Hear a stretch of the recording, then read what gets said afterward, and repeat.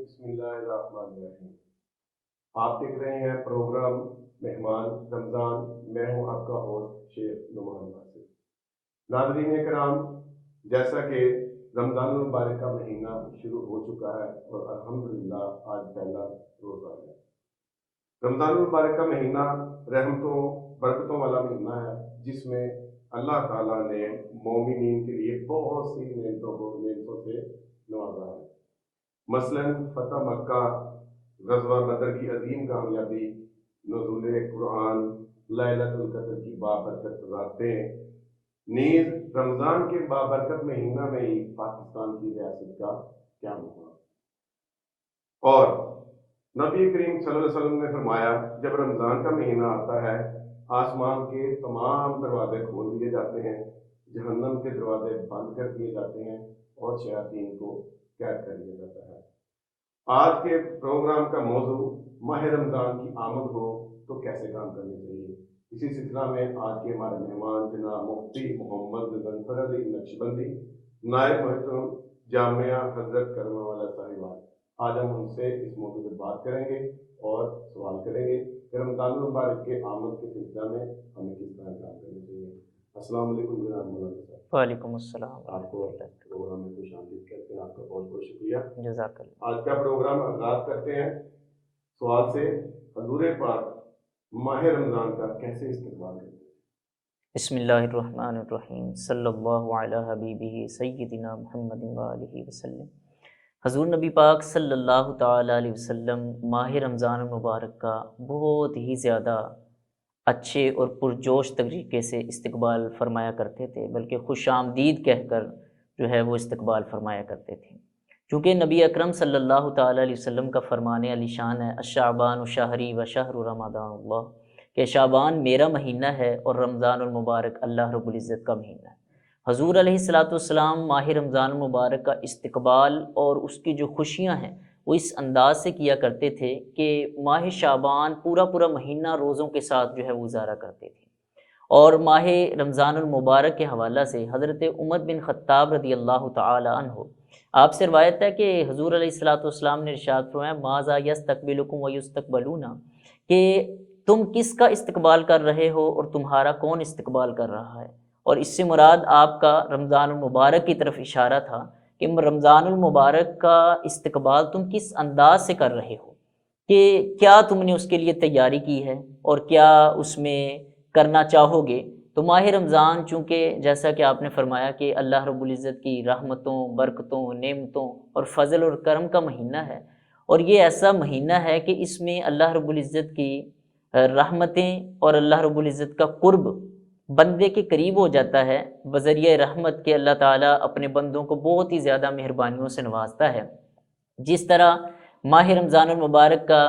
آج پہلا روزہ، تو سحری کی کتنی زیادہ برکتیں ہیں، تو اللہ تعالیٰ سحری کے وقت اپنے بندوں پر خصوصی کرم اور فضل سے نوازتا ہے۔ آگے چل کر انشاءاللہ اس کے کچھ وظائف بھی عرض کروں گا۔ تو سارا دن صرف اللہ اور اس کے رسول صلی اللہ تعالیٰ علیہ وسلم کی رضا کے لیے انسان گزارتا ہے کہ میرا رب راضی ہو جائے، رسول اکرم صلی اللہ علیہ وسلم راضی ہو جائیں۔ اس حالت میں کھانے پینے اور دوسری ممنوعات چیزوں سے رک کر فقط اللہ رب العزت کی رضا کے لیے بندہ اپنے نفس کو کنٹرول میں رکھتا ہے اور سارا دن گزارتا ہے، اور پھر افطاری کے وقت اللہ رب العزت کے فضل اور اس کے کرم سے بندہ اللہ تعالیٰ کی نعمتوں کے ذریعے سے جو ہے وہ اظہار تشکر ادا کرتا ہے، اور اللہ تعالیٰ بھی اتنی رحمتیں عطا فرماتا ہے کہ اس پر جو ہے وہ بندوں کی بے حساب بخشش فرما دیتا ہے اس وقت۔ تو پھر جب رات کا وقت آتا ہے تو ماہ رمضان المبارک کے ان بابرکت لمحات میں عشاء کی نماز جماعت کے ساتھ ادا کر کے تراویح کی بابرکت جو ساعات ہوتی ہیں، قرآن پاک کی تلاوت کو جو ہم سماعت کرتے ہیں، اس کا ایک لطف اور انداز بڑا نرالا ہوتا ہے کہ اس میں اللہ رب العزت بندے پر فخر فرما رہا ہوتا ہے کہ بندہ سارا دن فقط میری رضا سے کام کاج بھی کرتا رہا، حلال روزے بھی کماتا رہا اور روزہ بھی بڑے احسن انداز سے گزارا، اور اب تھکا ہارا ہے لیکن اس کے باوجود میری رضا کے لیے، میرے محبوب صلی اللہ علیہ وسلم کی رضا اور خوشنودی کے لیے، فقط اللہ رب العزت کو خوش کرنے کے لیے وہ اس انداز میں قرآن پاک کا سپارہ 2 سپارہ جو ہے وہ تراویحوں کے حالت میں سماعت کرتا ہے۔ جی بہت خوبصورت۔ اسی سلسلے کو ہم آگے بڑھاتے ہوئے اگلا سوال ہم آپ سے کریں گے، خواتین ماہ رمضان میں کس طرح استقبال کریں اور اس مہینے کو، اس بابرکت مہینے کو کیسے گزاریں؟ خواتین جو ہیں ان کے لیے ایک مزید ٹف ٹائم آ جاتا ہے۔ عام حالت میں بھی خاتون خانہ جو ہے وہ کافی حد تک جو ہے وہ اپنے گھر کو لے کر چلتی ہے، لیکن ماہ رمضان مبارک کی اس کی ڈیوٹی ڈبل ہو جاتی ہے۔ ایک تو اس نے جو ہے وہ ماہ رمضان مبارک کے روزے اور عبادات کے ذریعے اپنے آپ کو اور اپنے گھر کو سنوارنا ہوتا ہے، دوسری طرف جو ہے وہ اس نے اپنے بچوں کو، اپنے شوہر کو، افراد خانہ کے لیے سحری اور افطاری کا اہتمام کرنا ہوتا ہے۔ تو اس نے اس کو اس انداز سے مینیج کرنا ہے کہ وہ دونوں چیزوں میں پہلے سے زیادہ بڑھ کر کوشش کرے، اور اللہ تعالیٰ کی طرف سے اتنی ایک رحمت اور نعمت ملتی ہے، اور خاص اللہ رب العزت ایک قوت اور روحانیت عطا فرماتا ہے کہ پہلے کی نسبت کام بھی زیادہ خاتون کرتی ہے، لیکن اللہ تعالیٰ اس کے اندر ایک وہ ہمت اور حوصلہ عطا فرما دیتا ہے۔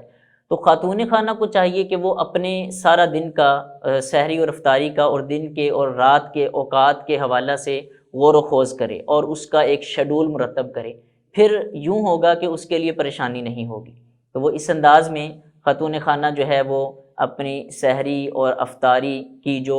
مختلف قسم کے انواع و اقسام کے کھانے ہیں، اور میں یہاں یہ مشورہ دوں گا کہ گھر کے دیگر افراد جو ہیں وہ اس حوالہ سے خواتین کے شکر گزار بھی ہوں، اور اس موقع پر ان کے ساتھ جو ہے وہ ہیلپ بھی کروائیں تاکہ مل جل کے کام ہو۔ یہ ایک بڑا گھر کا ایک پیارا اور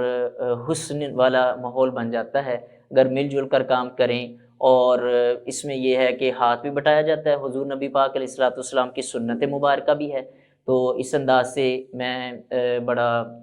خواتین کو یہ پیغام دینا چاہوں گا کہ وہ اپنا شیڈول مرتب کریں گی تو یقیناً پریشان نہیں ہوں گی، اس کے مطابق انشاءاللہ ان کی عبادات کا شیڈول بھی بن جائے گا، اور وہ سحری اور افطاری اور دیگر معمولات کو بھی احسن انداز سے جو ہے وہ نبھا سکیں گے۔ بہت خوب، یعنی کہ گھر کے سب افراد کو مل جل کے کام کرنا چاہیے تاکہ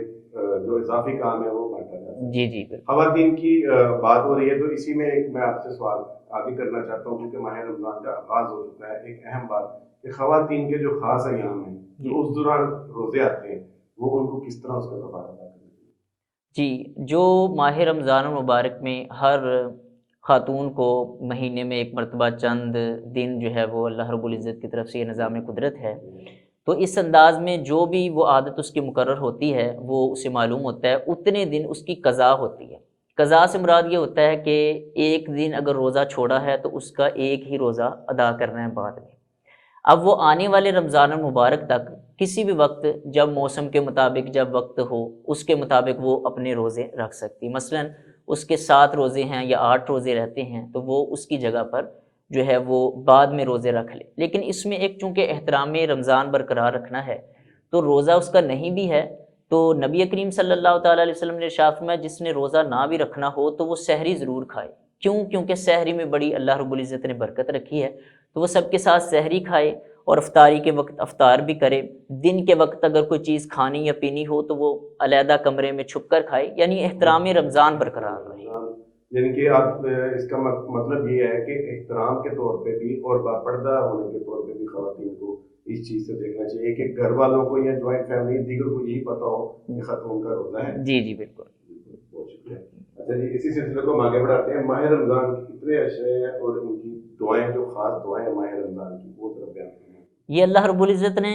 نبی اکرم صلی اللہ تعالیٰ علیہ وسلم کی امت پر خاص کرم فرمایا ہے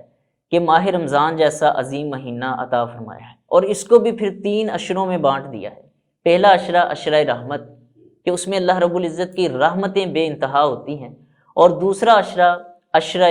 جو ہے وہ مغفرت ہے کہ اللہ رب العزت اس اشرہ میں بندوں کی بے حساب مغفرت فرماتا ہے، اور تیسرا اشرہ اشرہ عتق من النار ہے، یعنی جہنم کی آگ سے آزادی کا اشرہ ہے۔ تو جو پہلا اشرہ ہے اشرہ رحمت، اس کی دعا رب اغفر ورحم وانت خیر الراحمین۔ ویسے تو اور بھی دعائیں مانگی جا سکتی ہیں جو جس کو یاد ہو، لیکن جو اس انداز سے خالصتاً جس کی الفاظی اس کے اس ساتھ اٹیچ ہوتی ہے وہ یہی ہے کہ رب اغفر ورحم وانت خیر الراحمین، کہ اے رب میری مغفرت فرما، مجھ پر رحم فرما کہ تو سب سے زیادہ رحم کرنے والا ہے۔ تو اس عشرے میں زیادہ سے زیادہ یہ دعا مانگنی چاہیے۔ اور دوسرے عشرہ مغفرت میں استغفر اللہ ربی من کل ذنب و اتوب الیہ، اگر یہ دعا مانگی جائے تو اس کا مطلب یہ بنتا ہے یا اللہ میں تجھ سے معافی مانگتا ہوں اپنے ہر گناہ کی، اور اس پر میں توبہ بھی کرتا ہوں۔ تو اس عشرے میں زیادہ سے زیادہ استغفار کرنا چاہیے۔ اور تیسرا عشرہ جو ہے عشرہ عتق من النار، یعنی جہنم کی آگ سے آزادی کا عشرہ ہے۔ تو اللہم اجرنی من النار، اے اللہ مجھے آگ کی، جو جہنم کی آگ ہے اس سے مجھے آزاد فرما۔ تو اس میں ایک جو چونکہ آخری عشرہ، اس میں عشرہ کیونکہ طاق راتیں آتی ہیں اور اس میں لیلۃ القدر اس کی بڑی فضیلت ہے، تو اس میں خاص دعا جو ہے وہ فرمایا اللہم انک عفو کریم تحب العفو فاعف عنی یا غفور یا غفور یا غفور۔ بڑی پیاری یہ دعائیں ہیں، اللہ تعالیٰ ہمیں عمل کی توفیق عطا کرے۔ جی بہت خوبصورت انداز میں مفتی صاحب رمضان المبارک کے فضائل پہ بات کر رہے ہیں۔ اسی کے ساتھ لیں گے ہم چھوٹا سا بریک، انشاءاللہ ملتے ہیں دوبارہ اسی پروگرام۔ آسمان کو چھونے کی چاہتوں کے ساتھ خواہشوں کو چھت دے کر یہ ڈالتے ہیں نئی ترقی کی، اور یہ ہے Tahir Estates, steel monuments manufacturers, project marketing, town developer and builder. Tahir Estates Sahiwal کا سب سے پہلا اور واحد انٹرنیشنل ISO سرٹیفائیڈ ادارہ اور چیمبر آف کامرس کی طرف سے بیسٹ اچیومنٹ ایوارڈ حاصل کر چکا ہے، جنہوں نے ساہیوال میں ریزیڈینشل اور کمرشل پراپرٹی میں مارکیٹنگ کو دی ایک نئی پہچان۔ ساہیوال میں کامیاب projects, Jeevan City, Safari City Okara, Al Razzaq Villas, Eden Garden, Gulshan Zainab, Farid Avenue, Al Hamra Block, Sahiwal Estates, and new project in Arifala Defense City Housing Scheme.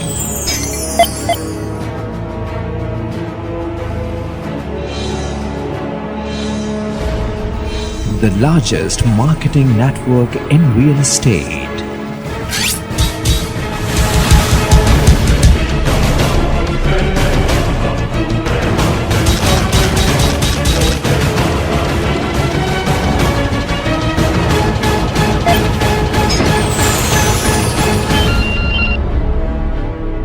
Tahir Estates, Commercial Plaza number 1, Jeevan City Phase 1, Main Mudhali Road, Sahiwal. UN number 923041110300.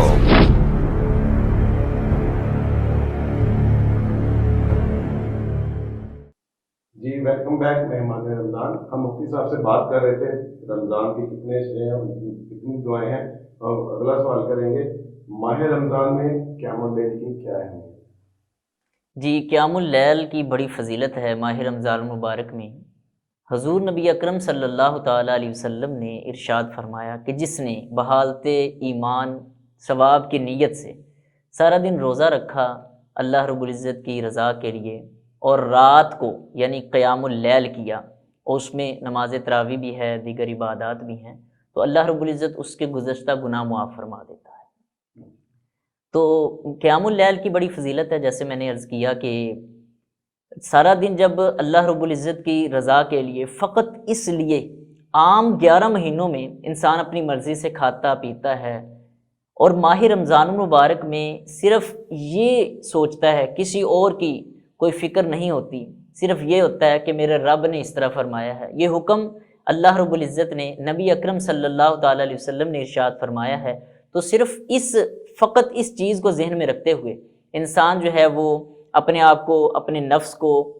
تمام ممنوع کاموں سے روکے رکھتا ہے، اور رات کو جب کہ سارا دن روزے کی حالت میں جسم تھکا ماندہ ہوتا ہے، اس کے باوجود وہ نماز عشاء کو جماعت کے ساتھ ادا کرتا ہے، اور قیام اللیل نماز تراویح جو ہے وہ ادا کرتا ہے۔ اور اس میں کتنی زیادہ برکتیں ہیں کہ نماز تراویح جو ہے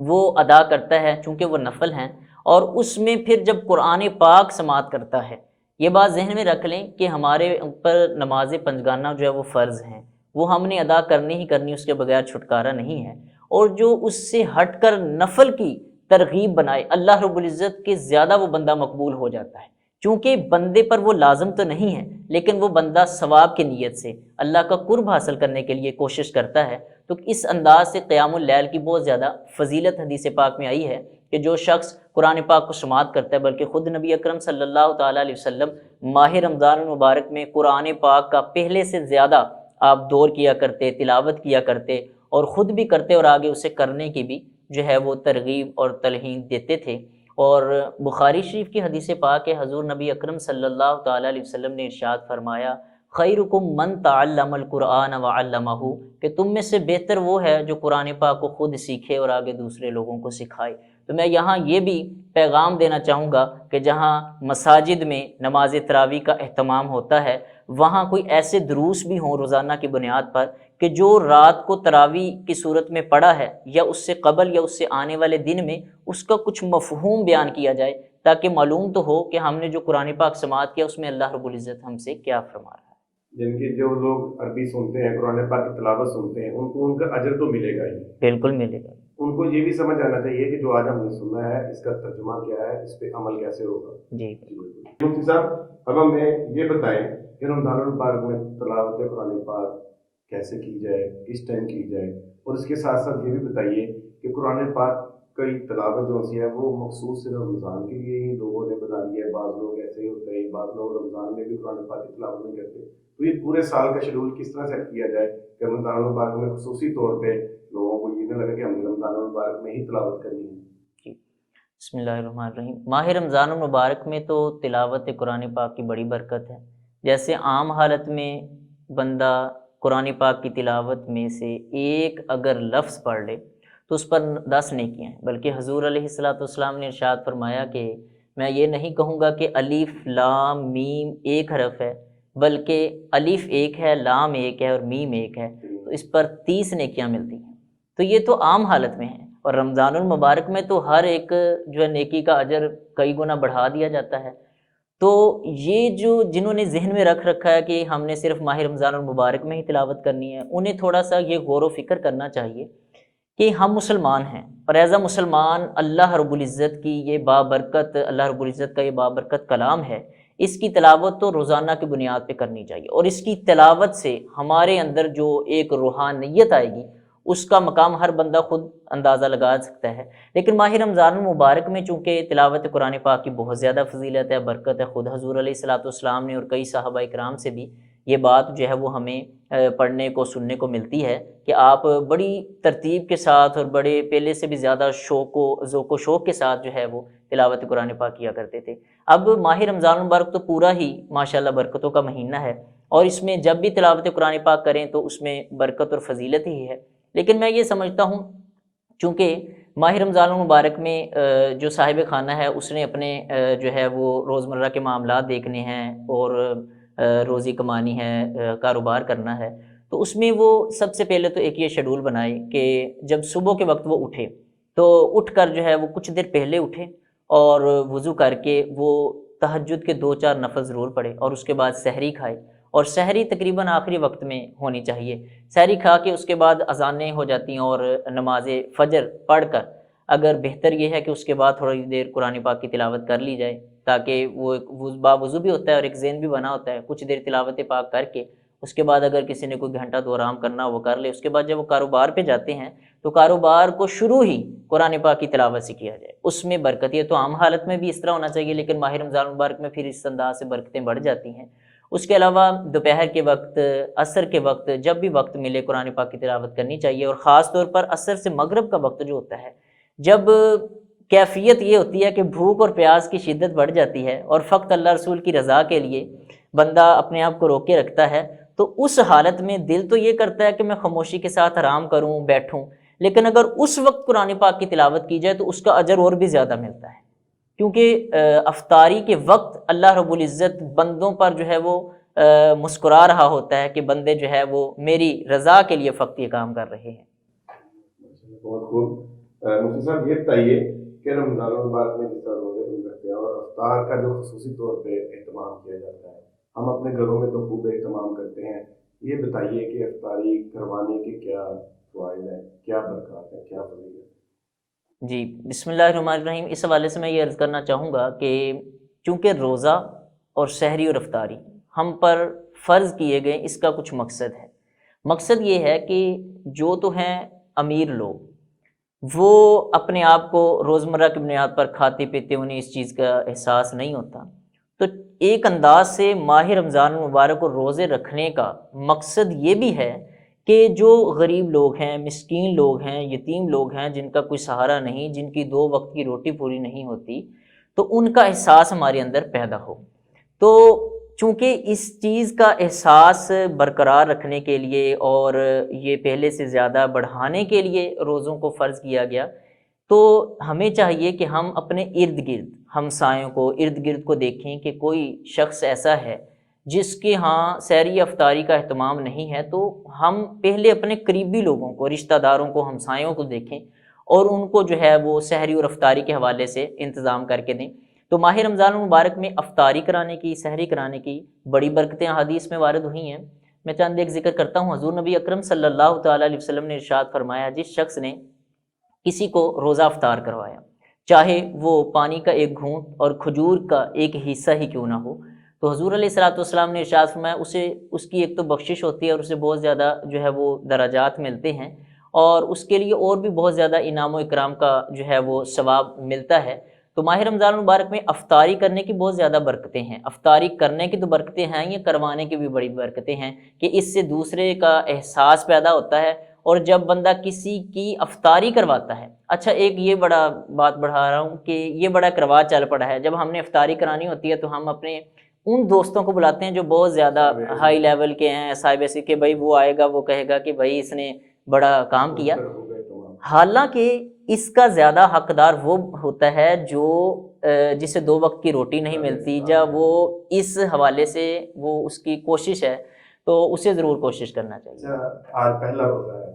اکثر لوگوں کو دیکھتے سنا ہے، دیکھنے میں صحت مند بھی ہوتے ہیں، ان سے پوچھو روزہ ہے تو وہ کہتے ہیں میں رکھ نہیں سکتا۔ اس میں دین اسلام میں کیسے یہ شرائط ہے کہ کس طرح کی صحت کو بندے کو روزہ رکھنا چاہیے؟ اگر کسی کے دل میں یہ خوف ہے تو اس خوف کو کیسے نکالے کہ وہ روزہ رکھ لے؟ اگر اس کی شدت ختم ہو جاتی ہے برداشت کی، تو وہ اس کو کس طرح کور کرے، کس طرح مکمل کرے؟ اچھا دیکھنے میں یہ بات آئی ہے کہ جو احباب روزہ نہیں رکھتے انہیں روزہ داروں سے زیادہ بھوک اور پیاس لگتی ہے۔ جب بندہ روزہ رکھتا ہے تو اللہ تعالیٰ کی طرف سے ایک خاص برکت اور روحانی قوت مل جاتی ہے کہ اس میں برداشت کی وہ صورت پیدا ہو جاتی ہے، اور یہ اللہ رب العزت کا کرم ہوتا ہے۔ تو جو لوگ یہ کہتے ہیں، پہلی بات میں یہ کہوں گا کہ انہیں ایک تو یہ غلط فہمی ہے، اور دوسری جو ہے یہ ایمان کی کمزوری ہے۔ وہ ہمت کریں، اللہ رب العزت نے ارشاد فرمایا انسان کے لیے وہی ہے جس کی وہ کوشش کرتا ہے۔ اگر انسان کوشش کرتا ہے تو اللہ تعالیٰ اس میں برکت اور رحمت شامل حال فرما دیتا ہے۔ تو جو لوگ اس خوف میں ہیں انہیں چاہیے کہ وہ یہ کوشش کریں کہ وہ روزہ رکھیں۔ اس میں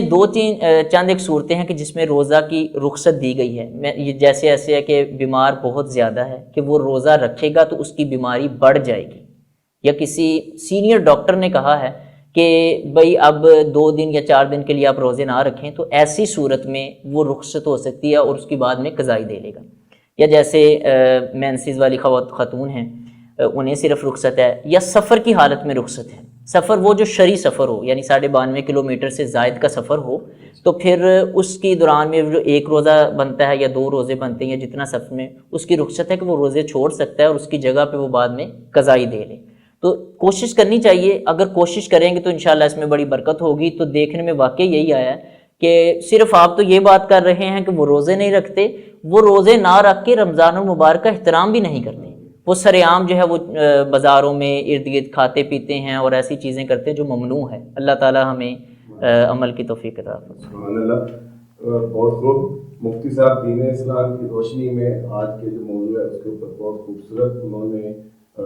باطلا خیال کیا اور بہت خوبصورت اس کے اوپر روشنی ڈالی۔ آج کا پروگرام اختتام کو پہنچتا ہے، انشاءاللہ ملاقات ہوتی ہے اگلے پروگرام میں نئے موضوع کے ساتھ۔ السلام علیکم ورحمۃ اللہ۔